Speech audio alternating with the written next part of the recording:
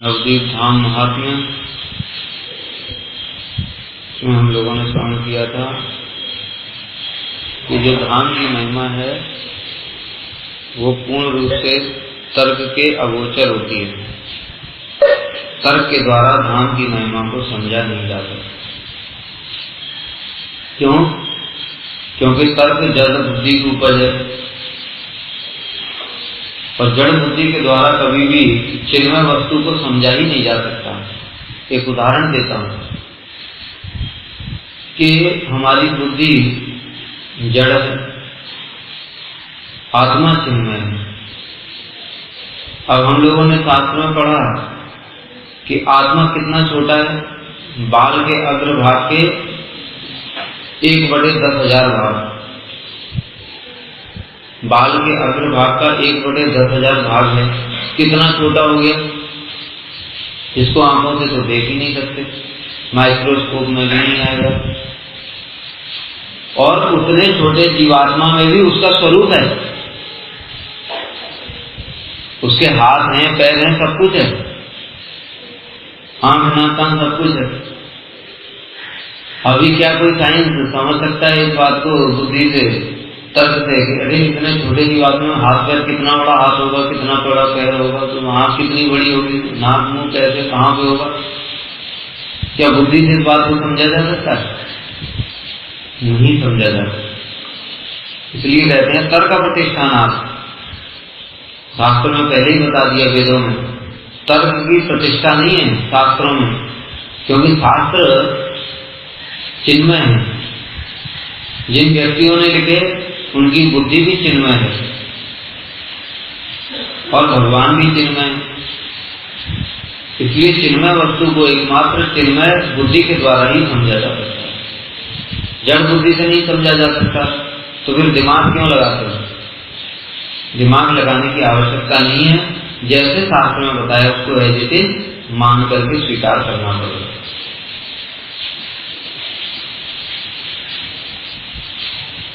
तर्क करी ए संसार तरिते जे जाय, विफल सहार चेष्टा किछु ना पाय। तर्क करके जो व्यक्ति संसार से उद्धार पाना चाहता है उसकी सारी चेष्टाएं विफल हो जाती हैं, क्योंकि तर्क से कोई भी लाभ नहीं। तर्के जलांजलि दिया साधु शास्त्र धरे, अचिरे चैतन्य लाभ तेजन करे।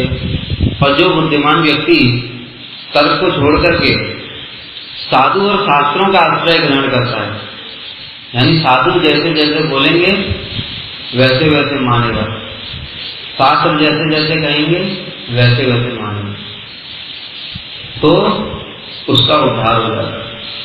उस पर चैतन्य लाभ तेजन है, उसको चैतन्य महाप्रभु की कृपा प्राप्त हो जाती है। तो खाली शास्त्र की बात मानने से चैतन्य महाप्रभु की कृपा कैसे मिल जाएगी?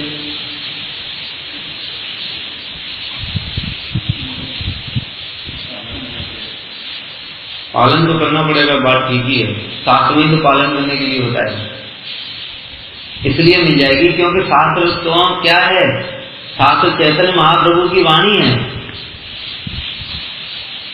शास्त्र कृष्ण की वाणी है, सारे शास्त्र भगवान से ही प्रकट हुए हैं। भागवत धर्म क्या है? भागवत धर्म की परिभाषा बताई हमने कई बार। क्या है भागवत धर्म? ये वही भागवता प्रोक्ता उपाया आत्मलब्धे पुंसाम अविदिताम विद्य भागवतानीता। ये वही भागवता प्रोक्ता, स्वयं भगवान ने प्रोक्ता मैंने बोला, उपाया आत्मलब्ध है, जो उपाय बताए किसके लिए? आत्मलब्ध है, अपनी प्राप्ति कराने के लिए। पुंसाम अविदुषाम, अविदुषा माने अज्ञ व्यक्ति, जिनको ज्ञान नहीं है कि भगवान की प्राप्ति कैसे होगी, तो क्या करेंगे?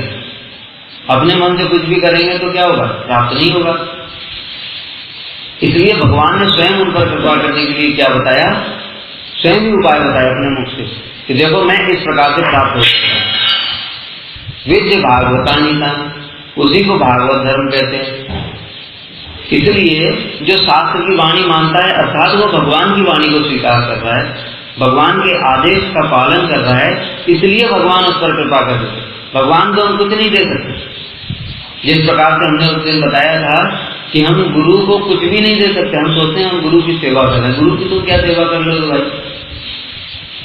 गुरु की क्या सेवा कर सकते हो?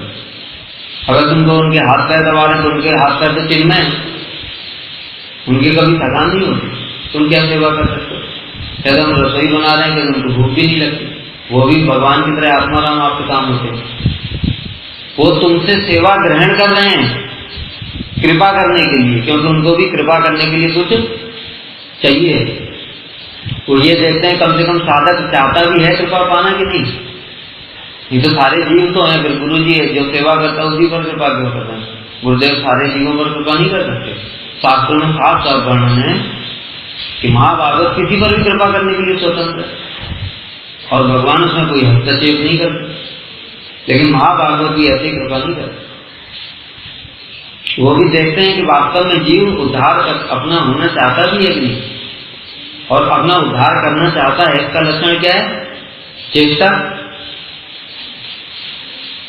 तुम अगर इंजीनियर बनना चाहते हो तो खाली बोल दिया मैं इंजीनियर बनना चाहता हूँ, घर में बैठे हुए हैं, सारे दिन सोते हैं, खाते हैं, सोते हैं और रोज कहते हैं मैं इंजीनियर बनना चाहता हूँ।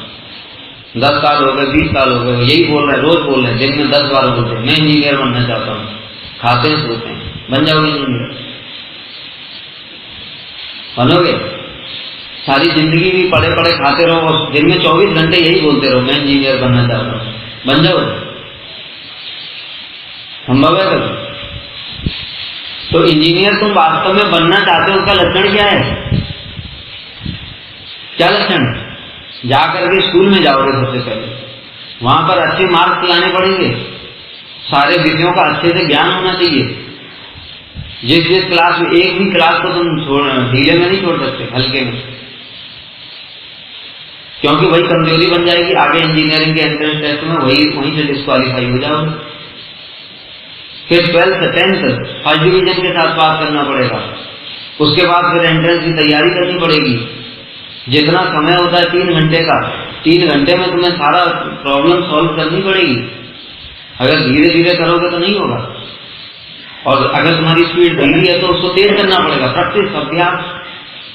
कितना मेहनत करता है आदमी, फिर एंट्रेंस क्वालिफाई करता है, फिर एंट्रेंस के बाद फिर 4 साल वहां पर मेहनत करता है, तब इंजीनियर बनता है। तो इंजीनियर बनना चाहता है, उसके लक्षण क्या? चेष्टा।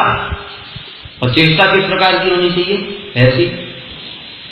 इसी प्रकार से गुरु वैष्णव क्या देखते हैं कि ये खाली बोल रहा है मुंह से मैं भगवान के धाम जाना चाहता हूँ, खाता है, सोता है, कुछ करना नहीं, हरिनाम भी नहीं करेगा, सेवा भी नहीं करेगा, मैं भगवान के धाम जाना चाहता हूँ। तुम करोड़ों करोड़ों कल्प तक ब्रह्मा जी के, एक ब्रह्मा जी छोड़ो, करोड़ों करोड़ों ब्रह्मा जी भी आकर के चले जाएं, उतने समय तक भी तुम बोलते रहो, कुछ नहीं होगा।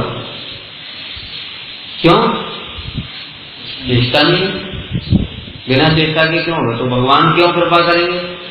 तो जो भगवान की वाणी को स्वीकार कर लेता है, शास्त्र की बात को मान लेता है, तो भगवान देखते हैं कि हाँ ये वास्तव में मेरी आज्ञा का पालन कर रहा है, इसलिए कृपा पूर्वक उन पर कृपा कर देते।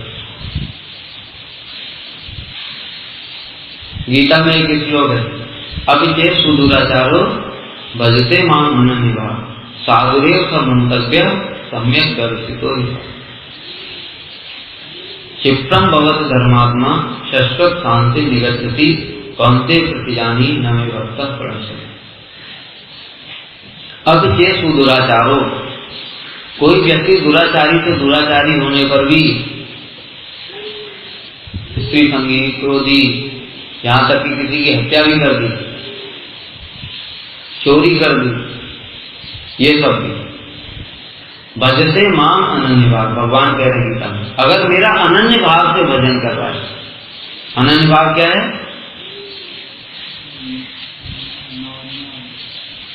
न अन्य है, अनन्य। इसकी कंडीशन क्या है अनन्य भाव की?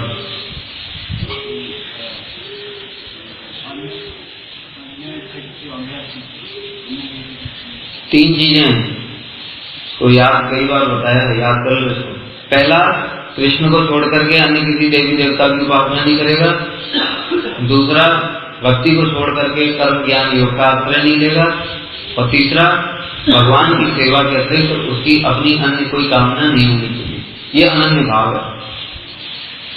अब कोई व्यक्ति अनन्य भाव से भजन कर रहा है, उससे पाप हो जाता है, करना नहीं चाहता है, लेकिन पूर्व संस्कार है, सभी के संस्कार है पाप करने के, तो उन संस्कारों के फलस्वरूप उससे पाप हो जाता है, लेकिन तब भी वो भजन नहीं छोड़ता।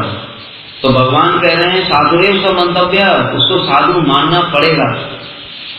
ये नहीं कह रहे हैं कि आप मान लो तो अच्छा है, आपकी इच्छा है मान लो या ना मानो, मानना पड़ेगा। क्यों? सम्यक, उसकी बुद्धि सम्यक है, स्थिर हो चुकी है। बुद्धि स्थिर तात्पर्य क्या है कि भगवान कृष्ण ही एकमात्र भजनी है, वही एकमात्र तेज है। इस प्रकार से उसने अपनी बुद्धि से निश्चित कर लिया, इसलिए उसका फल क्या है फिर आगे बता रहे हैं कि भगवान कैसे कृपा करते हैं। जिसने इस बात को मान लिया, यानी कि जो व्यक्ति पाप हो गया जिससे, और फिर भी उसको साधु मान रहा है, दूसरा मान लो कि एक व्यक्ति ने पाप किया, दूसरा व्यक्ति उसको फिर भी साधु मानता है। क्यों? भगवान ने बोला इसलिए। तो क्षिप्रम भवति धर्मात्मा, जो व्यक्ति दूसरा वाला है जो उसको साधु मान रहा है, वो भी धीरे धीरे धर्मात्मा बन जाता है। क्यों? क्योंकि उसने भगवान की वाणी को पालन किया। तो भगवान की कृपा हुई। क्यों? क्योंकि उसने भगवान की बात को मान लिया, और भगवान की बात को मान लिया इसलिए वो भी धर्मात्मा बन गया, वो भी आगे जाके भक्त बन जाएगा। तो इस भागवत धर्म की इतनी महिमा है, इसलिए कह रहे हैं कि तर्क को छोड़ करके, अब कोई व्यक्ति इसमें तर्क करने लगे हैं, साधु ऐसे होते हैं,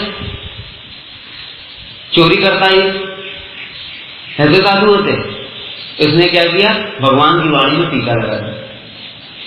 साधु को समझना बहुत मुश्किल है, बड़े बड़े लोग भी फेल हो जाते हैं इसमें। कई लोग बाहर से दुराचार न करने पर भी साधु नहीं है, और कई लोग बाहर से दुराचार करने पर भी साधु हैं। कैसे पहचानोगे? बहुत मुश्किल है। इसके लिए शास्त्र का अध्ययन होना चाहिए, साधु संग होना चाहिए, फिर कृपा होनी चाहिए भगवान की, तब जाकर के वास्तव में दिखाई पड़ता है कि कौन साधु है कौन साधु नहीं, किसका क्या उद्देश्य है। एक एक व्यक्ति का देखना पड़ता है, किस उद्देश्य से मठ में आया। क्योंकि मूल में साधु पहचानने या न पहचानने का लक्षण क्या है? उद्देश्य देखना पड़ेगा। क्योंकि सब कुछ कृष्ण छोड़कर कृष्ण की भक्ति तो यहाँ ऑटोमेटिक हो ही रही है, कर्म ज्ञान भी होता नहीं यहाँ पे, दो चीजें तो अपने आप हो जाती हैं। जो तीसरी मेन वाली है उसको देखना पड़ता है, हर आदमी को चेक करना पड़ता है कि इसका कोई अन्य विलास तो नहीं है। अन्य किसी कामना से कृष्ण की सेवा के अतिरिक्त अन्य किसी कामना से तो ये सेवा नहीं कर रहा है, अन्य किसी कामना से तो मठ में नहीं रह रहा है। 10 साल में मठ में रहूंगा तो इंचार्ज बन जाऊंगा, और बड़े बड़े लोग ऐसे करते हैं। प्रभुपाद के समय में ऐसा हुआ, जब प्रभुपाद जी प्रकट हुए तब वास्तविक बात पता चली कि किसके अंदर कितनी अन्य विलासाएं हैं, तब तक नहीं पता चला। तो सारी जिंदगी भी साधु को पहचानना बड़ा मुश्किल। तो इसलिए साधु शास्त्र तर्क को छोड़ करके जो साधु शास्त्र की वाणी को जिसने ऐसे मान लिया कि हाँ भाई ये साधु ही है, भले ही मेरे देखने में लग रहा है कि दुराचार कर रहा है, लेकिन भगवान की कृपा से क्षिप्रम भवति धर्मात्मा, वो शीघ्र धर्मात्मा हो जाएगा। तो मैं इसमें क्यों दोष देखूं? इस प्रकार से जो मान लेता है तो वो भी धर्मात्मा बन जाता है, उस पर भी भगवान की कृपा हो जाती है। श्रुति स्मृति तंत्र शास्त्र अविरत गाय, नदिया महात्म नित्यानंदे राज्ञाय। श्रुति स्मृति तंत्र और अन्य सभी शास्त्र निरंतर श्री नित्यानंद प्रभु की आज्ञा से नवदीप के धाम के महात्म को गान करते हैं। यानी सारे शास्त्रों में नवदीप धाम की महिमा का वर्णन है, किसी में गुप्त रूप से है, किसी में प्रकट रूप से है, परंतु भगवान की इच्छा से वो ढका हुआ है। जैसे बताया कि वही शास्त्र में सब चीजें रहती हैं, लेकिन जब तक कृपा नहीं होती गुरु साधु वैष्णवों की, तब तक वो बात समझ में ही नहीं आती। उदाहरण दिया था हमने एक दिन, सुभाष चंद्र बोस पहुंचे प्रभुपाद के पास, प्रभुपाद से बोले कि आपके पास बहुत सारे नवयुवक हैं, आप उनको देश की स्वतंत्रता के लिए हमको दे दो। प्रभुपाद ने कहा आपने गीता पढ़ी है? कहते हाँ पढ़ी है। तो उन्होंने बताया कि आपने ये श्लोक पढ़ा, यम यम वाग स्मरण भावम तेजस अंते कलेवरम तम तमेवेति कौन्तेय सदा तद्भाव भाव। पढ़ा। इसका अर्थ क्या है कि जिस भाव का स्मरण करते हुए मनुष्य शरीर को त्याग करता है वो निश्चित रूप से उस भाव को प्राप्त होता है। उनको अर्थ भी पता है, श्लोक भी पता है, सब पता है, बहुत इंटेलिजेंट है वो। IPS ऑफिसर है ना, क्या था? हाँ जो भी है वही तो बोल रहा हूं। अब प्रभुपाद ने फिर बताया, देखो उनको पढ़ा है, श्लोक भी याद है, मीनिंग भी पता है, लेकिन उसको अपने जीवन में कैसे अप्लाई करना है ये उनको भी पता नहीं है।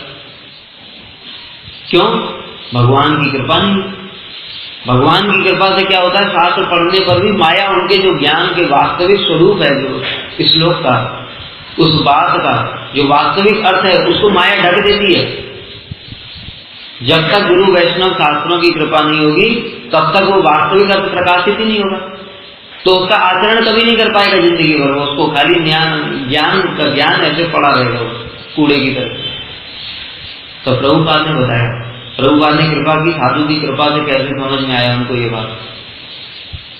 प्रभुपाद ने कहा कि आज तुम इंडिया के लिए लड़ रहे हो, अंग्रेजों से लड़ रहे हो, अंग्रेजों से युद्ध करते हुए मारे जाओगे, तुम्हारा स्मरण अंग्रेजों का होगा, तो तुम अंग्रेज बन करके इंग्लैंड में जन्म लोगे। अब किसके लिए लड़ोगे? किसके लिए लड़ोगे? इंग्लैंड के लिए लड़ेंगे, इंग्लैंड की तरफ से भारत के विरुद्ध में लड़ेंगे। और कल तक किसके लिए लड़ रहे थे? भारत से इंग्लैंड के विरुद्ध में लड़ रहे थे। आज उल्टा हो गया। तो कहते कौन सी आजादी की बात करते हो? सुभाष चंद्र बोस को तब ये बात समझ में आई कि मैंने जिंदगी भर गीता पढ़ी, पर इस दृष्टिकोण से तो कभी नहीं देखा। तो ये दृष्टिकोण कभी दिखाई देगा कैसे? अपने आप पढ़ने से कभी दिखाई नहीं देगा। यमे वैसे गृणते तेन लभ्य नायमात्मा प्रवचनेन लभ्यो। उसका कहने का मतलब यही है कि जो उसका वास्तविक अर्थ है वो समझ में नहीं आता। तुम कह सकते हो अरे नहीं ये तो भागवत वार्ता है, इसको 18,000 श्लोक याद है, तो तुमने इसके लिए कैसे बोल दिया प्रवचनेन न लभ्य? उसको तो सब याद है, इतनी अच्छी अच्छी व्याख्याएं करता है। विश्वनाथ चक्रवर्ती ठाकुर की टीका भी बोलता है। ऐसा बोलने से कुछ नहीं होगा, उसको कैसे अप्लाई करना है जीवन में, कैसे आचरण करना है, वो जीवन में किस प्रकार से घट रहा है, उसको कोई समझ नहीं पाता। एक छोटा सा प्रमाण देता हूं। शास्त्र में बोला, गीता के 2 अध्याय में बोला क्या? जातस्य ध्रुवम मृत्यु ध्रुवम जन्म तस्य तस्मात् अपरिहार्यते न त्वं सोचितुम अर्हसि। शुरुआती है, यहां से गीता की समझो। 2 अध्याय का 15, 20, 25वां श्लोक है। क्या कह रहे हैं भगवान? जातस्य ध्रुवो मृत्यु। जात माने जिसका जन्म हुआ है, ध्रुव माने निश्चित है, मृत्यु उसकी मृत्यु निश्चित है। ध्रुवम मृतस्य जाते ध्रुव मृत्यु ध्रुवम जन्म मृतस्य जा। और जो मृतक मर गया है उसका जन्म भी निश्चित है, ध्रुवम वो भी निश्चित। तस्मात् अपरिहार्य अर्थे न तुम सोचितुम। इसलिए अर्जुन तो अपरिहार्य, अपरिहार्य किसे कहते हैं? अपरिहार्य किसे कहते हैं? अनुपम प्रभु, अपरिहार्य जिसको बदला नहीं जा सकता, जिसको टाला नहीं जा सकता, जो होना ही है। जैसे मान लो आज रात हुई, तुम सो रहे हो, अब थकान है तुम्हें, अब तुम सोच रहे हो आज सूरज ना निकले, थोड़ा और सोना चाहता हूं, होगा कभी? और मान लो सूरज निकल आया अपने टाइम से 6 बजे, तुम रोने लगे, हाय रे सूरज क्यों निकला, हाय रे मेरी नींद खराब हो गई, मैं पागल हो गया, चिल्लाने लगे ऐसे, तो लोग क्या कहेंगे? पागल हो गया, इसकी बुद्धि खराब हो गई। क्यों? अरे सूर्य तो निकलेगा ही निकलेगा, ये अपरिहार्य है। तुमने खाना खाया कल खूब पेट भर के, पनीर रसगुल्ला मलाई रसमलाई सब खाया, रबड़ी, और फिर सोचो बस ये जिंदगी भर ये मेरे पेट में बना रहे, मैं अब दोबारा भूख ना लगे मुझे जिंदगी भर, और फिर जब भूख लगेगी तो रोने लगे। कितना सारा माल खाया मैंने, फिर भूख लगाई, भगवान ने क्या करा? तो लोग क्या कहेंगे, पागल। क्यों? ये सब अपरिहार्य विषय हैं, इनको टाला नहीं जा सकता। तो भगवान यही बात कह रहे हैं कि जिसका जन्म हुआ है उसकी मृत्यु निश्चित है, कौन टाल सकता है इसको? ब्रह्मा जी की भी मृत्यु निश्चित है, और जिसकी मृत्यु हुई है उसका फिर जन्म भी होगा, ये भी निश्चित है। तो इस प्रकार से जो अपरिहार्य विषय हैं इनमें तुम शोक क्यों करते हो? अर्जुन को बोल रहे हैं भगवान, अर्जुन को नहीं बोल रहे हैं, वो तो नित्य परिकर हैं, उनका कोई जन्म मृत्यु नहीं है। हमको बोल रहे हैं, सारे जगत को ये श्लोक पता है, सारे जगत को पता है, चाहे वो ज्ञानी हो चाहे अज्ञानी हो, सबको जानते हैं ये सब बात। फिर भी मरने के बाद क्यों रोते? घर में मरता भी रोते हैं कि नहीं रोते? चाहे कितना भी बड़ा ज्ञानी हो, सब रोते हैं। क्यों? माया ने उस वास्तविक तत्व को ढक रखा है। इनको सिर्फ ज्ञान है, लेकिन वास्तव में किस प्रकार से वो एप्लीकेबल है, किस प्रकार से जीवन में उसको आचरण करना है, वो माया के द्वारा ढका हुआ है। जब तक साधु वैष्णवों गुरु की कृपा, भगवान की कृपा नहीं होगी, तब तक वो ढका ही रहेगा। ज्ञान ज्ञान कूड़े की तरह पड़ा ही रहेगा। सभी जानते हैं नैनम चिंतन सत्प्राणी करे, आत्मा तो कोई खेल ही नहीं सकता, फिर रो क्यों रहे मरने पर? तो इसलिए बोला यहाँ पर नयमात्मा प्रवचने लभ्यो, कि तुमने रट करके बैठ गए हो, इसका मतलब ये नहीं तुम समझ गए उसको। न मेधया, बुद्धि से भी नहीं होगा। विवेकानंद को सारा श्रुति दर्दा हो, सब पता था। न बहुना सुनते, सारे शास्त्र पढ़कर भी रावण भगवान राम को पहचान नहीं पाता, उनके विरुद्ध लड़ रहा है, उनकी शक्ति को चुरा रहा है। परम गुरुदेव इसमें बड़ा अच्छा विचार देते हैं। वो कहते हैं कि मायावाद तो वहीं से चला रहा है, त्रेता युग सतयुग में भी था मायावाद, त्रेता में भी था। ये रावण तो मायावादी था। कैसे? रावण मायावादी कैसे था? अनुभव प्रभु, रावण मायावादी कैसे था? मायावादी कहते हैं ब्रह्म निशक्तिक, उसकी कोई शक्ति नहीं है। तो रावण भी क्या कर रहा था? भगवान की शक्ति को चुरा रहा था। समझ गए कि भगवान निशक्तिक हो जाएंगे। उनकी शक्ति कौन है? सीता देवी। इसलिए रावण भी मायावादी था। और भी उसके जो विचार हैं, नहीं भगवान मेरी पूजा करो, यही तो मायावाद है। मैं ब्रह्म हूं, यही मायावाद है। ये मायावाद के अलग अलग फॉर्म में दिखाई देते हैं, लेकिन वास्तव में अंदर से वो मायावादी है। जब जीव अपने आप को सेव्य मान ले, यही मायावाद है। जैसे उस दिन विजय प्रभु बोल रहे थे कि हम भी यहाँ मठ में आकर भी अपने को सेव्य बना करके बैठ जाते हैं, ये भी मायावाद है एक तरीके से, लेकिन फॉर्म डिफरेंट है। भक्ति मतलब सेव्य और सेवक, दो चीज। अगर हम ही सेव्य हो गए तो फिर सेवक तो रहे नहीं। जब हम सेव्य हो गए तो भगवान हो गए। इसलिए ये भी मायावाद का कुछ अंश रूप में है, लेकिन वास्तव में मायावाद नहीं है, लेकिन एक तरीका है ये मायावाद का, हिडन फॉर्म, ऐसे बोल सकते हैं। मतलब ये मत सोच लें हम लोग मायावादी हैं, हमको सब ज्ञान है, हम सेवा करना चाहते हैं, लेकिन अनर्थ है, अभी आत्मधर्म में प्रतिष्ठित नहीं हुए, इस कारण से भोग बुद्धि है। ठीक है, इसका मतलब नहीं कि मायावादी। तो भगवान की कृपा से क्या होता है? यमे वैसे गणते तेन लभ्य, जिस पर कृपा करते हैं उसको वास्तविक तत्व पता चलता है, फिर उसको वास्तविकता समझ में आती है। और जब वास्तविकता समझ में आने का लक्षण क्या है? देखो, फिर वो संसार में जड़ वस्तुओं में फिर उसको आवेश रहेगा कैसे? जैसे ही किसी व्यक्ति को यह समझ में आ गया कि अगर जीवात्मा तो मरता नहीं है, शरीर नश्वर है, तो फिर इसको खिलाने पिलाने से फायदा क्या, इसके भोग करने से फायदा क्या, इसके लिए कमाने से भी फायदा क्या, वो सब बातें धीरे धीरे उसके दिमाग में आनी शुरू हो जाती। तो दिमाग में आई मतलब नहीं एक दिन में प्रतिष्ठित हो गया, धीरे धीरे उसको एटलीस्ट ये बात समझ में आने लगती है, और अंदर से वो विचार करने लगता है कि वास्तव में ये संसार अनित्य है, शरीर भी अनित्य है, सब कुछ अनित्य है, तो इसके लिए प्रयास करना बुद्धिमानी नहीं है। लेकिन एक दिन में नहीं छोड़ सकता, क्योंकि उसके पुराने संस्कार है कर्म के। तो धीरे धीरे अंदर ही अंदर वो क्या करता है, उसके लिए फिर प्रयास करना शुरू करता है। जैसे हमने उदाहरण दिया कि अगर कोई बच्चा 5th क्लास में है, उसने वहीं सभी सोच लिया मैं इंजीनियर बनना है, तो थोड़ी वो इसी इंजीनियर बन गया, बन जाएगा?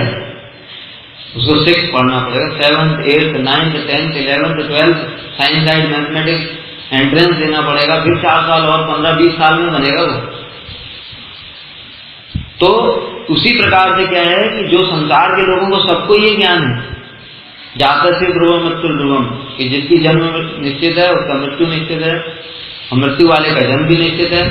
तो पता चलने के बाद क्या होगा, बाकी लोगों को पता है लेकिन उससे कोई करेंगे नहीं, फिर कोई मरेगा फिर रोएंगे, फिर कोई मरेगा फिर रोएंगे, रोते रहेंगे सारी जिंदगी, अगले जन्म में भी रोएंगे।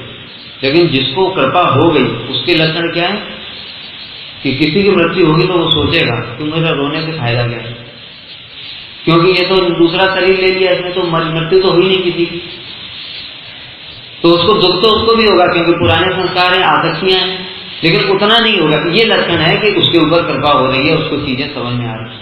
फिर ऐसे 10-20 बार अभ्यास करते करते धीरे धीरे उसको सारा दुख भी बंद हो जाए, फिर कोई दुख नहीं होगा। इसी प्रकार से शास्त्र की बात पढ़ते पढ़ते जिसके अंदर जिसके ऊपर कृपा हुई वो उनका आचरण करना शुरू कर देगा धीरे धीरे, और बाकी सब लोग कूड़े की तरह वो ज्ञान इकट्ठा करके धरे हुए हैं, उसका कोई लाभ नहीं। पता है ना, 2 कौड़ी की भी वैल्यू नहीं है उसकी। सब शास्त्र पढ़ साधु वाक्यमान तबे तहिबे तब नवदीप ज्ञान। साधुओं के वचनों पर विश्वास करके उन सभी शास्त्रों को पढ़ो। किन शास्त्रों को? जिसमें नवदीप धाम की महिमा है, तभी तुम्हें नवदीप की महिमा का ज्ञान होगा। नहीं तो सोचोगे अरे भागवत में कहीं नवदीप के बारे में वर्णन नहीं है, क्या है ये? अपने मन से लोग बोल रहे हैं, कुछ भी लिख दिया। जैसे संसार में और भी लोग हैं, बहुत से लोग लिखते हैं, आसाम में एक भागवत चलती है, उड़ीसा में कितनी भागवत चलती है, रामचरितमानस के तो कितने वर्जन है कुछ पता नहीं। ऐसे ये भी लिख दिया ठाकुर भक्ति उन्होंने, बात भी सही है। जो लोग गलत चीजें भी लिखते हैं वो भी लिखते ही अलग से, उनका वर्णन नहीं है। और जो लोग सही चीजें लिख रहे हैं तो ये भागवत में वर्णन नहीं है नवदीप धाम का, तो फिर पता कैसे चलाओगे? उसके लिए बड़ी कृपा चाहिए, बड़ी सुकृति चाहिए, तब उस पर विश्वास होता है। नहीं तो औरों की तरह ही समझोगे।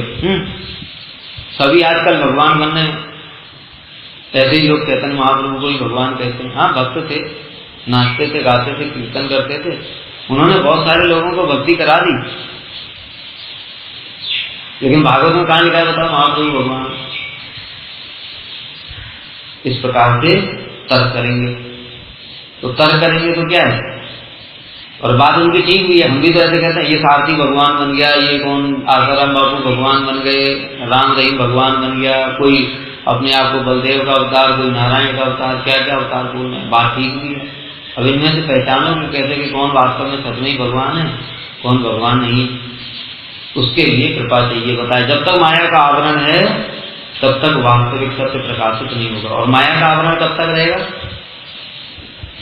जब तक कृपा नहीं होगी साधु गुरु वैष्णवों की, भगवान की, तब तक माया का आवरण अपने आप नहीं हटेगा, अपनी चेष्टा से नहीं हटेगा। कलिकाले तीर्थ सब अत्यंत दुर्बल, नवदीप तीर्थ मात्र परम प्रबल। कलयुग में सभी तीर्थ बहुत दुर्बल हैं, केवल मात्र नवदीप ही अत्यधिक बलशाली तीर्थ है। अत्यधिक तीर्थ दुर्बल क्यों है? पाप से दुर्बल हो गए, कृपा करने के लिए दुर्बल है। कारण ये है कि सभी तीर्थों में अपराध का विचार है, लेकिन नवदीप धाम में अपराध का विचार नहीं है। दूसरी बात, हम अपराध करने के लिए बाध्य हैं, हम कहीं भी जाएंगे अपराध करेंगे करेंगे, क्योंकि कलयुग के जीव कैसे हैं? ऐसे ही है, महाभोगी महापापी। तो इसलिए वो जहां भी जाएंगे तो उसको भोग दृष्टि से देखेंगे, वही तो अपराध है। शास्त्र में साफ साफ देखो कैसे अपराध होता है। शास्त्र में साफ साफ वर्णन है कि जितने भी तीर्थ हैं उनका भोग करने नहीं जाते हैं, लेकिन हम जहां भी जाएंगे, हरिद्वार में गंगा जी में थोड़ा स्विमिंग कर लूं, अपराध है। गंगा जी भोग करने के लिए नहीं है, गंगा जी किसके लिए है? ये सब सेव्य वस्तु हैं, लेकिन हम उनको भोग की वस्तु के रूप में दर्शन करते हैं। भोग के रूप में कहते जाकर के स्विमिंग करना, ये क्या है? इंद्रिय तृप्ति है। उसमें जाकर के नियम होता है कि उसको सबसे पहले प्रणाम करना चाहिए, फिर आचमन करना चाहिए, फिर सिर्फ जाकर के 3 डुबकी 5 डुबकी 7 जितना डुबकी मारो और प्रणाम करके बाहर चले आओ। उसमें न मल धोना है, न मूत्र धोना है, न साबुन भी लगाएंगे, उसमें शैम्पू भी लगाएंगे, सारी गंदगी यही निकाल करके छोड़ के जाऊंगा मैं, आज ही पवित्र हो जाऊंगा। वो पवित्र नहीं, अपवित्र हो गए, अपराध करके चले आए। बिल्कुल कुछ भी उसमें धोना ही नहीं है, बस डुबकी मारनी है, उसमें ऐसे रगड़ना भी नहीं है ऐसे करके। तो नहीं तो सोचो सेव्य वस्तु है गंगा जी, हम उसमें अपना पसीने का बलून छोड़ करके जा रहे हैं। स्नान करने की विधि है, 3 डुबकी मारो चले आओ। लेकिन सभी मैंने देखा बड़े बड़े लोग सब तैर जरूर मारेंगे, तो तैरने लगे, वो कर लिया तो अपराध हो गया। अपराध हो गया तो क्या करें, अब तो कृपा होगी नहीं, क्यों उन तीर्थों की इतनी सामर्थ्य नहीं है। लेकिन नवदीप धाम कितना महिमा है उसकी, अपराध होने पर भी कृपा करेंगे नवदीप धाम, क्योंकि श्री चैतन्य महाप्रभु की ये कृपा है। ये चैतन्य महाप्रभु नित्यानंद प्रभु अपराध का विचार नहीं करेंगे और अपराध करने पर भी वो कृपा कर देंगे। इसलिए अन्य तीर्थ कैसे सारे कलयुग में बहुत दुर्बल हैं, केवल श्री नवदीप धाम भी अत्यधिक बलशाली तीर्थ। नवदीप धाम क्या है, बहुत बलशाली तीर्थ। तो कलयुग में हमको क्या चाहिए, बलिष्ठ, सब चीज शक्तिशाली चाहिए। छोटे मोटे मंत्र से काम नहीं चलेगा। ओम नमो नारायणाय, प्रहलाद ने सिद्धि प्राप्त करी। क्यों, उस समय क्या था, सतयुग था। उस सतयुग में मंत्र से काम हो जाता था। क्यों, सभी लोग शुद्धि, पवित्र, सब स्थान परिवेश सब कुछ पवित्र था। ध्रुव महाराज ने ओम नमो भगवते वासुदेवाय से सिद्धि प्राप्त कर ली। बहुत से लोग कहते हैं, अभी भी कहते हैं हम लोगों से, महाराज जी हम ये मंत्र जपते ओम नमो भगवते वासुदेवाय। ध्रुव महाराज जी को जपते थे, हमने कहा बिल्कुल ठीक बात है, लेकिन ध्रुव महाराज जिस समय जपते थे वो समय और था। उस समय लोग कितने शुद्ध पवित्र रहते थे, पता है कितनी शुद्धि अशुद्धि का विचार होता है मंत्रों में। अब तुम ऑफिस जाओगे, वहां पर तुमको टट्टी लगी, टॉयलेट में जाकर के करके बैठ गए फिर ऑफिस में, अब मंत्र कैसे जपोगे। घर में आकर के मंत्र जपोगे तो अपराध होगा, नहाने का विधान है। ऑफिस से आए 9 बजे, मंत्र कैसे जपोगे, समय का विधान। शुद्धि अशुद्धि, पवित्रता अपवित्रता सबका विचार है। और सोचो वो भी छोड़ो, सभी के घरों में टॉयलेट बने हुए, सारा घर ही अपवित्र है आजकल, विचार है, कोई स्थान पवित्र रहा ही नहीं, कैसे जप लोगे। हमको कोई फर्क नहीं पड़ता, तुम्हें जपना हो जो जपो, ओम नमो नारायण ओम नमो, तो सारे मंत्र एक साथ मिला करके जपो, हमको क्या फर्क पड़ता है। इसलिए कलयुग में सबसे शक्तिशाली मंत्र महामंत्र दिया, जिसमें न देश नियमत तस्वीर न काल निमस्तता न उच्चिष्टादो निषेधोस्ति हरि नाम। हरि नाम महामंत्र, देश का विचार नहीं, काल का विचार नहीं, घड़ी अघड़ी किसी चीज का विचार नहीं, पात्र पात्र कुपात्र किसी चीज का विचार नहीं। किस लिए दिया, किस लिए, क्योंकि कलयुग में हर चीज कैसी चाहिए, पावरफुल। जब देखते ना शुरुआत में बुखार आया, थोड़ा थोड़ा बुखार, एक पैरासीटामोल ले लिया ठीक हो जाता है। और बुखार 5-6 दिन हो गए तो क्या देना पड़ता है, पैरासीटामोल के साथ एंटीबायोटिक भी देना पड़ेगा। फिर और ज्यादा बुखार 15 दिन हो गए फिर भी नहीं जा रहा, फिर डॉक्टर इंजेक्शन लगा देगा, लगाता है कि नहीं। और भी ज्यादा दिक्कत हो गई तो आईसीयू में एडमिट करना पड़ेगा। इस प्रकार से लेवल है। तो हम सब कलयुग के जीव कहते हैं महाभागवत है सब, हमको आईसीयू की जरूरत है ना। छोटे मोटे पैरासीटामोल से हमारा कुछ नहीं होगा, उसको तो हम ऐसे ही डाइजेस्ट कर जाएंगे। हमारे अंदर जो वायरस बैठा हुआ है ना, वो पैरासीटामोल को कुछ समझता ही नहीं है। कली रूपी वायरस सबके अंदर पूर्ण शक्ति के साथ विराजमान है। तो इसके लिए कली रूपी वायरस को डिस्ट्रॉय करने के लिए हरि नाम रूपी इंजेक्शन, जो सीधे डायरेक्ट इंजेक्शन ब्लड में हो जाए और सीधे उसको वायरस को डिस्ट्रॉय कर दे, ऐसा इंजेक्शन चाहिए। इसलिए कलिकाल में नवदीप धाम महाशक्तिशाली, महामंत्र महाशक्तिशाली, श्री चैतन्य नित्यानंद प्रभु का नाम महाशक्तिशाली। प्रभुर इच्छा से तीर्थ बहु दिन अप्रकट महिमा अखिल स्फूर्ति।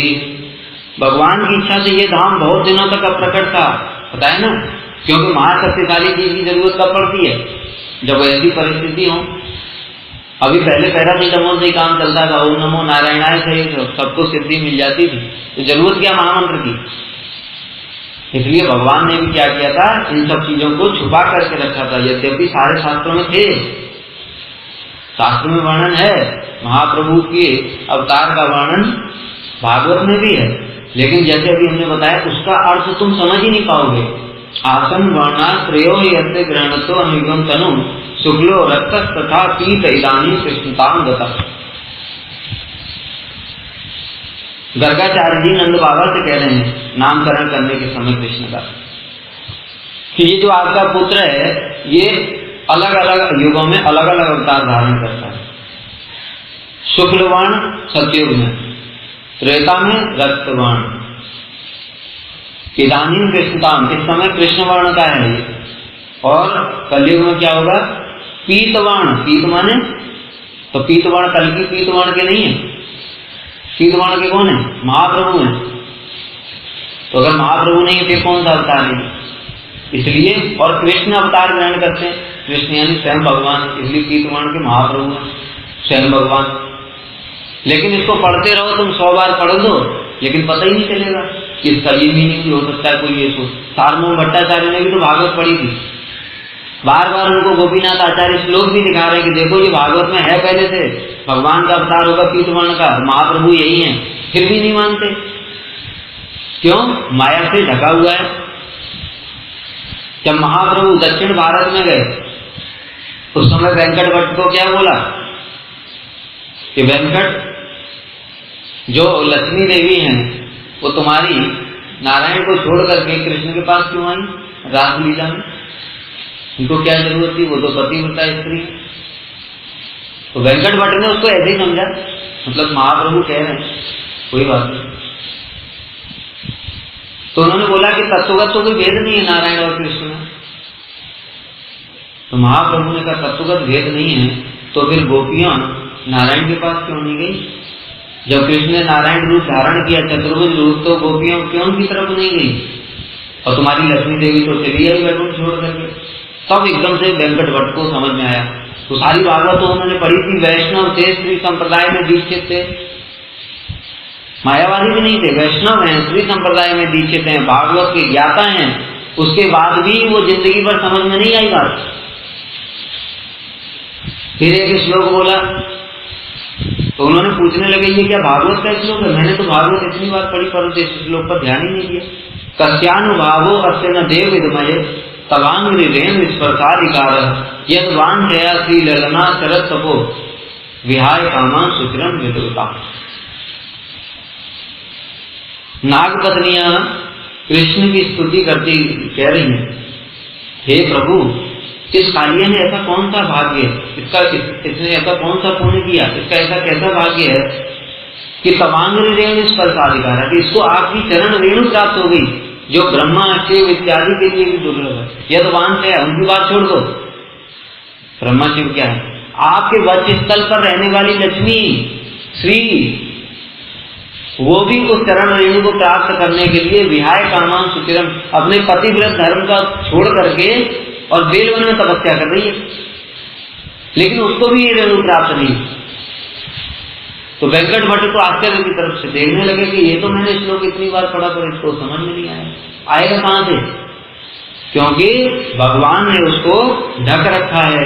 आज भगवान की कृपा हुई, उन्होंने उसको प्रकाशित करने की इच्छा हुई, तब जाकर के वही चीज अब कैसे समझ में आ गई।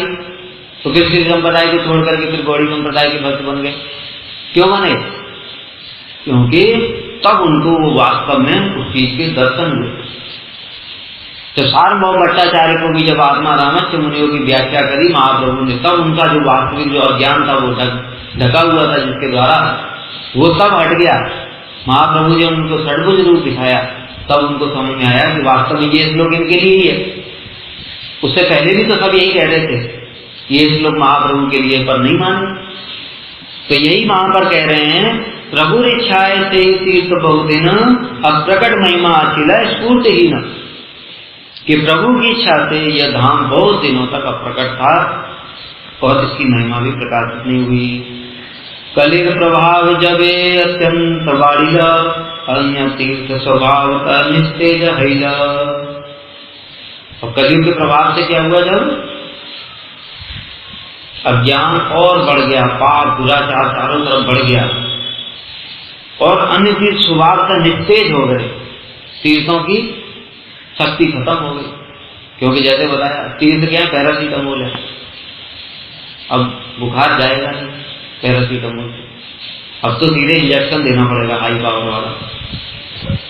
जीवेर मंगल लागी पुरुष प्रधान, मने मने चिंता करी करी विधान। तब उस समय भगवान के मन में जीवों के कल्याण के लिए एक उपाय आया कि अब जीवों का कल्याण, भगवान तो दयामय है, करुणामय है ना, परम करुण महावदान्य है, तो जीवों के कल्याण के विषय में सदैव सोचा करते हैं। उन्होंने शास्त्र क्यों प्रकाशित किए? कोई कह सकता है नहीं, भगवान जीवों का कल्याण नहीं चाहते। तो देखो, जब सतयुग था, त्रेता था, तब भगवान ने जीवों को ऐसी बुद्धि स्मरण शक्ति दी थी कि जो जो टीचर पढ़ाते थे, गुरु पढ़ाते थे, उनको एज इट इज याद हो जाता था, किताबों की जरूरत नहीं होती। लेकिन समय के प्रभाव से कलयुग का जीव कैसा है, मंदार सुमंत्र मतयो, उसकी बुद्धि इतनी कमजोर है कि मैंने अभी तुमको बताया और जाकर के नीचे में पूछूंगा तो तुम कुछ नहीं बता पाओगे। तो फिर जीव को ज्ञान कैसे होगा जब सब भूल ही जाएगा, कुछ धारण कर ही नहीं पाएगा, तो इसका उद्धार कैसे होगा? इसके लिए भगवान ने क्या, व्यास जी को भेजा और शास्त्रों की रचना कराई कि ये रिटन फॉर्म में मैं करवा देता हूँ। अब ये रिटन में क्या होगा कि यहाँ से जाके भूल गया, फिर जाएगा किताब पढ़ लेगा। ये रिकॉर्डिंग किसने बनवाई है? साइंटिस्ट ने नहीं बनवाई। साइंटिस्टों को तो भगवान प्रेरणा दे देते हैं बस, ये रिकॉर्डिंग भगवान ने करवाई है कि और उनसे और भी अभी मंद होते जा रहे हैं, तो अब इनको रिकॉर्डिंग करा दो। वो बार बार रिकॉर्डिंग सुनेगा, वीडियो देखेगा, कथा पढ़ाएगा, किताब पढ़ेगा, बार बार पढ़ेगा, तब इससे थोड़ा सा तो धारण अंदर जाएगा। ये भगवान की कृपा नहीं? ये रिकॉर्डर पहले क्यों नहीं थे? जब स्मरण शक्ति बहुत तीव्र थी तो तब क्यों रिकॉर्डर नहीं थे? क्योंकि तब रिकॉर्डर की आवश्यकता नहीं थी, इसलिए भगवान ने किसी साइंटिस्ट को प्रेरणा नहीं दी। ऋषि मुनि कम साइंटिस्ट थे क्या? उन्होंने जैसी खोजें करी आज तक तो कोई कर नहीं पाए लोग।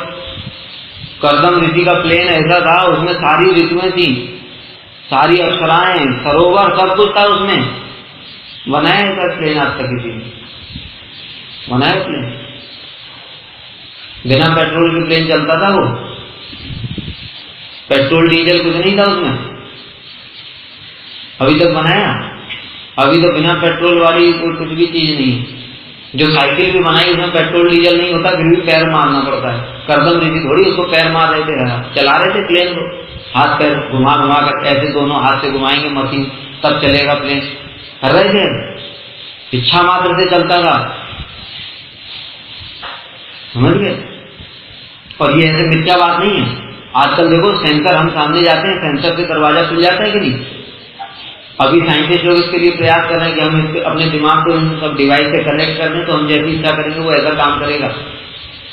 तो अभी जब ऐसी बात सोच सकते हैं तो पहले संभव है, पहले थी ऐसी बात, इसमें क्या संभव है? रावण का प्लेन देखो, जहां चाहे वहां लैंड करा दिया बिना उसके रनवे के। यहाँ तो 1.5 किलोमीटर का रनवे चाहिए, और रनवे पे उतरते हुए टायर फट गया तो प्लेन फट गया। रोज खबरें आती हैं, लेकिन पुष्पक विमान का कभी टायर नहीं फटा? जहां मर्जी आए लैंड करा दो, जहां मर्जी आए उतार दो, जितना लोग, अरे 10 वक्त और आगे आ जाओ, कोई बात नहीं, आ जाओ। अभी अरे कब तक आएगा? 10 वक्त की जब 50 वक्त आगे तो एक्सपेंड हो जाएगा।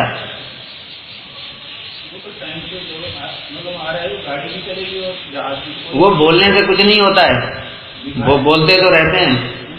आज तक बिना पेट्रोल के कितनी गाड़ियां आ गई, लेकिन चली एक भी नहीं। कितने सालों से हम सुनते आ रहे हैं, 20 साल से, है ना? कितनी हाई टेक्नोलॉजी थी उनकी। ऐसा प्लेन तो बना ही नहीं सकते ये कि तुरंत आ जाएगा। सीट फुल हो गई, किराया बढ़ा देंगे, सीट फुल हो जाती है प्लेन की, लेकिन उसकी सीट फुल नहीं होती थी। 10 वक्त और आगे आ जाओ, प्लेन एक्सपेंड हो जाएगा। 10 वक्त कम हो गए, थोड़ा छोटा हो गया, बना सकते हैं ऐसा प्लेन। लेकिन पहले सब कुछ था, तो इसी प्रकार से ये भगवान की कृपा बता रहा हूं कि जब भगवान जिस समय जैसी स्थिति होती है उस समय लोगों को प्रेरणा देकर के वैसी वस्तुएं बनवाते हैं, उसमें भी साइंटिस्ट अपमान करते हैं, मैंने ये बना दिया, अहंकार, ये मूलात्मा। इसलिए जीवों का कल्याण सोच करके भगवान ने क्या किया, नवदीप धाम को प्रकाशित किया। तो इसलिए वेद शास्त्र लिखवाए, इसलिए रिकॉर्डर बनवाए, इसलिए वीडियो टीवी ये सब, क्योंकि कलयुग का जीव कहीं जाएगा ही नहीं, कथा सुनने नहीं जाएगा, तो भगवान ने घर बैठे बैठे व्यवस्था कर दी, लो लाइव देखो टेलीकास्ट। पहले भी संजय देखता था लाइव, उसी टेक्नोलॉजी को भगवान ने यहाँ पर प्रकाशित कर दिया। क्यों? क्योंकि जीव तो घर में बैठा रहेगा, सुबह 10 बजे ऑफिस गया था, रात को 8 बजे आया, अभी साधु के पास जाएगा नहीं क्योंकि प्रवचन तो हो गया था 5 बजे, तो इसलिए वहां रिकॉर्डिंग दिखा दी, टीवी पे चलती रहेगी, जिसकी इच्छा हो वो देख सकता है। इतने दयालु भगवान। लेकिन इन लोगों को उसमें दया नहीं दिखती है, उनको अपना अहंकार दिखता है, साइंटिस्ट ने ये बनाया, साइंटिस्ट ने ये बनाया। साइंटिस्ट कुछ नहीं कर सकते, पहले भी बड़े बड़े साइंटिस्ट थे, उस समय रिकॉर्डर नहीं बनाई। जब इतनी बड़े बड़े पुष्पक विमान जैसे विमान बन रहे थे तो छोटा सा तुच्छ रिकॉर्डर नहीं बना सकते थे वो। इसमें क्या है बताओ? कुछ भी नहीं, कंप्यूटर नहीं बना सकते थे। इतने बड़े ब्रह्मास्त्र जैसे अस्त्र थे जो कि सारी पृथ्वी को नष्ट कर सकते हैं, उस समय क्या है कि ये गोलियां नहीं बन सकती थी, क्या मिसाइल नहीं बन सकती थी? बन सकती थी उस समय, पहले से बहुत, अभी से बहुत ज्यादा था। लेकिन क्यों नहीं बनाया? उस समय ऐसी आवश्यकता नहीं थी। जब जैसी आवश्यकता होती है भगवान वैसी वस्तुओं की व्यवस्था करते हैं, और यही कृपा है। और लोग उसमें भगवान की कृपा को न देख करके अपनी महिमा को देख लेते। पीड़ा बुझी वैद्यराज औषध खाओ हो जाए, कठिन औषध दे कठिन पीड़ा, एवे कली घोर हैला रोग हैला भारी, कठिन औषध बिना निवारित। जो भी हमने बताया कि भगवान ने विचार किया, जैसे वैद्यराज रोगी व्यक्ति की पीड़ा देखकर कह रहे मैंने इसको पैरासीटामोल दिया 3.5 ऐसी, कुछ हुआ नहीं, 500 mg कर देता हूँ, फिर उसके बाद नहीं हुआ तो एंटीबायोटिक्स आदमी दे देता हूँ। पीड़ित व्यक्ति को बहुत शक्तिशाली औषध देता है, फिर इंजेक्शन लगा देता है। उसी प्रकार घोर कलयुग के कारण इन लोगों का रोग बहुत बढ़ गया है। बहुत अधिक शक्तिशाली औषध के बिना इतना रोग इनका दूर नहीं हो सकता। इसलिए महाप्रभु ने अपना जो नाम संकीर्तन और अपना धाम को प्रकाशित किया। अतिशय गोपने राखिनुंजयी धाम, अतिशय गोपने राखिनुंजयी नाम बोल, अतिशय गोपने राखिनुंजयी रूप, प्रकाश न कैले जीव सारे वे रूप। अब महाप्रभु सोच रहे हैं, देखो भगवान सदैव दया, जीवों के कल्याण के विषय में सोचते हैं। नित्यानंद प्रभु क्या बोल रहे हैं? उनके नित्यानंद दशक में लिखा है, अये भ्रात नाम कलि कलुष नाम किन्नु भविता, तथा प्रायश्चितम रचय यदना यासति निज, व्रजंत त्वाम इत्थम सह भगवता मंत्रयति। नित्यानंद प्रभु के हृदय में जीवों के प्रति कितनी करुणा है। नींद आ रही है? यहाँ जाओ, यहाँ इतनी बढ़िया कथा चल रही है तो नींद आ रही है। पूछूंगा, इसलिए सुमंद मत बताया था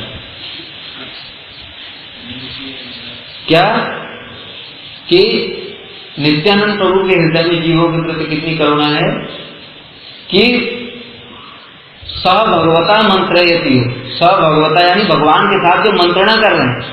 किसके? कौन से भगवान? श्री सतीनंदन गौर हरि के साथ क्या मंत्रणा कर रहे हैं? अये भ्रातृ नाम, हे भाई, कलि कलुष नाम, ये जो कलयुग के कलमश से जो दोषी जीव हैं, किन्नु भविता, इनका क्या होगा? इनके ऊपर कोई चीज काम नहीं करती। कुछ बात बोलो तो सुनते नहीं है, मानते नहीं है। अगर हम बोले कलयुग के जीव को कि ओम नमो नारायण का मंत्र जपो, ब्रह्म मुहूर्त में 4 बजे लगना है, नहाना है, उसके बाद नहा करके बैठ करके आसन पे बैठ करके जपना है, तुरंत माला तुमको हाथ में दे करके चला जाएगा, तो भैया हमसे नहीं होगा, पकड़ो। होगा कि नहीं? बोले तो संध्या एकदम एग्जैक्ट सुबह 4 बजे ब्रह्म मुहूर्त में, दोपहर में एग्जैक्ट 12 बजे आसन बिछाना है, और शाम को 6 बजे नहा करके तीनों टाइम संध्या करनी है। एक भी आदमी तुम बता दो दीक्षा लेने के लिए तैयार हो जाए तो हमारे पास ले आना है। कोई नहीं। इसलिए क्या करना पड़ेगा? नित्यानंद प्रभु यही मंत्रणा कर रहे हैं कि इन कलयुग के जीवों का क्या होगा। तथा प्रायश्चित रचे यजना, या इनके लिए कोई ऐसा प्रायश्चित का विधान करो जो इनके ऊपर काम करे, क्योंकि ये सब चीजें इनके ऊपर काम ही नहीं करेंगी। व्रजन से त्वाम इत्थम, और ये आपको प्राप्त कर ले। महाप्रभु से इस प्रकार के नित्यानंद प्रभु विचार कर रहे हैं।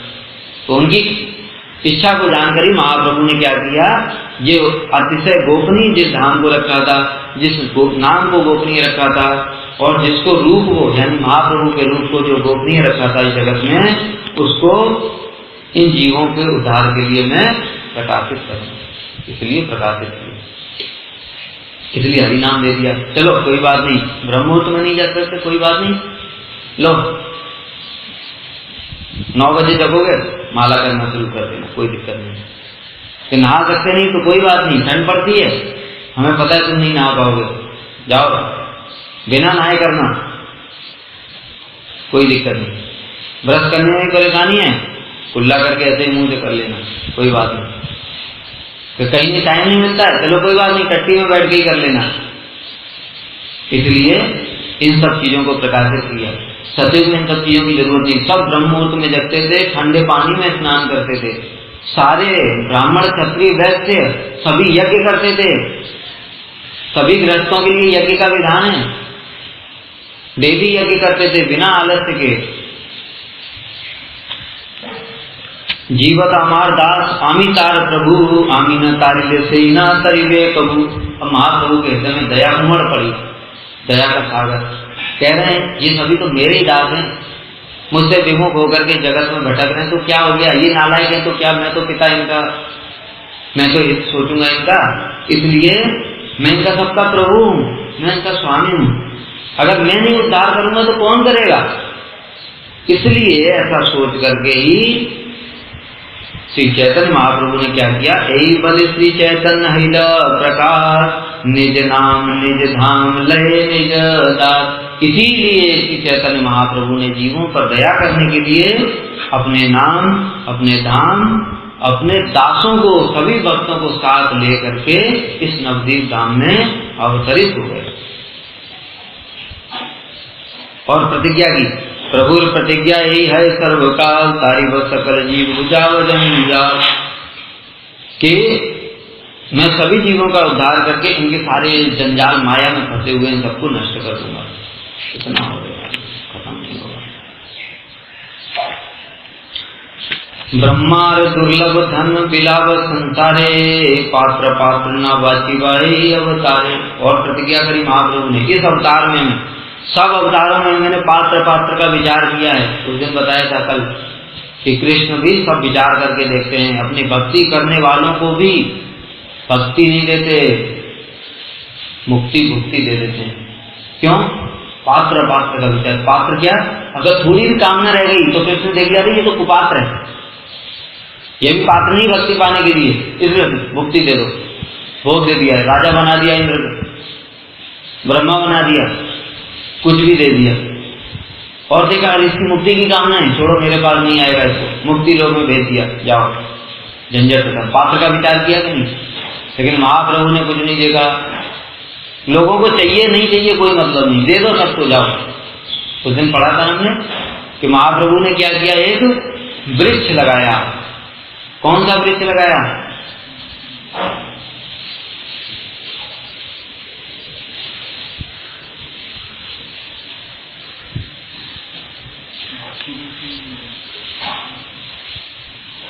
कौन सा वृक्ष लगाया?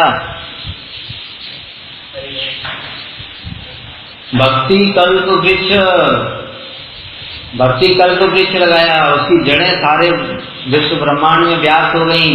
स्वयं महाप्रभु इसके तना हैं और उनकी शाखाएं उनके सारे भक्त लोग हैं, और फिर उसके बाद उन पर फल लगना शुरू हुए। वो शाखाएं सारे विश्व में फैल गई, उस पर फल लगे, इतने फल लग रहे हैं, इतने फल लग रहे हैं कि महाप्रभु ने कहा मैं इन फलों का क्या करूंगा, और अगर इनको बांटा भी नहीं तो भी ऐसे ही पड़े रहेंगे, जिनमें फल है नष्ट तो नहीं होगा। तो एक काम करो तुम लोग, जहां भी जाओ जिसको देखो उसको दे दो, कोई बात नहीं, माली हैया। महाप्रभु कौन है? स्वयं उस पेड़ के माली हैं, और माली ने आज्ञा दे दी कि कोई बात नहीं, जाओ बच्चे लोग चलो तोड़ लो, जो जितना खा सकता है खाओ, नहीं खा पाओगे कोई बात नहीं, तुम्हारे और दोस्त होंगे, घर में जाना, उनको बांट देना। इस प्रकार से महाप्रभु क्या कह रहे हैं, ये जो प्रेम रूपी फल है इसको सारे भक्तों को वितरण किया और कहा तुम लोग इनको ले लेकर के जाओ घर घर में, जिसको चाहिए नहीं चाहिए कोई पात्र पात्र कुपात्र कोई विचार मत करना और सबको जाकर के बांट देना। इसलिए इस अवतार में मैं प्रेम धन को वितरण करने में पात्र पात्र का विचार नहीं करूंगा। वांछा कल्पतरुभ्यश्च कृपा सिन्धुभ्यैव च पतितानां पावनेभ्यो वैष्णवेभ्यो नमो नमः।